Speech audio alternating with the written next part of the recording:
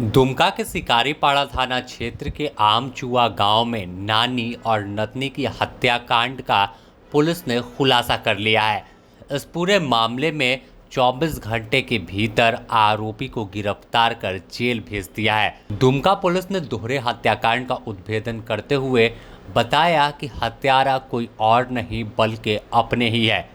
नतनी सोना मुर्मू के पति राजू तोरेन को हत्या के आरोप में गिरफ्तार कर जेल भेजा है।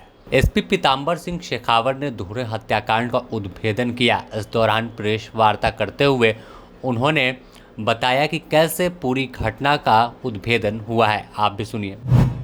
2 दिन पहले 19-20 का रात्रि शिकारीपाड़ा थाना अंतर्गत आमचुआ गांव में एक सूचना मिला है कि एक वृद्धा नानी और उसकी नतनी 2 लोगों का शव पड़ा हुआ है और अज्ञात द्वारा उनका हत्या किया गया है।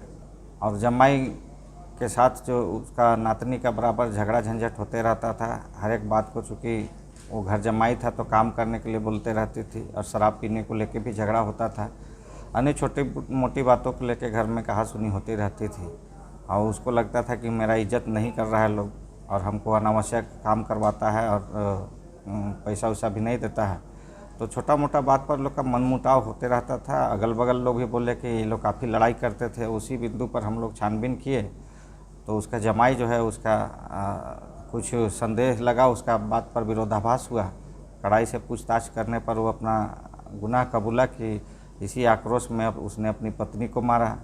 इसी क्रम में उसकी नानी भी आ गई, क्योंकि उसको मारते हुए देख ली थी इसलिए भी उसको भी मार दिया। और इस प्रकार उस जो घटना में प्रयुक्त किया गया था, जो लाठी था वहीं पर रखा हुआ था, उस बरामद भी कर लिया गया।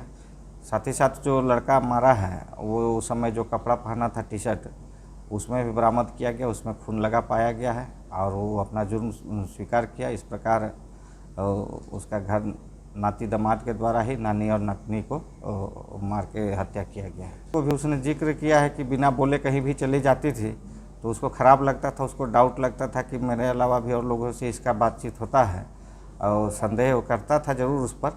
कुछ अंदरूनी लोग का बात में झगड़ा भी होता था, लेकिन बहुत से बातें मिला के उन लोग का आक्रोश था, इसी में मारा, जिसमें मर गई और नानी भी देख ली तो उसको भी मार दिया।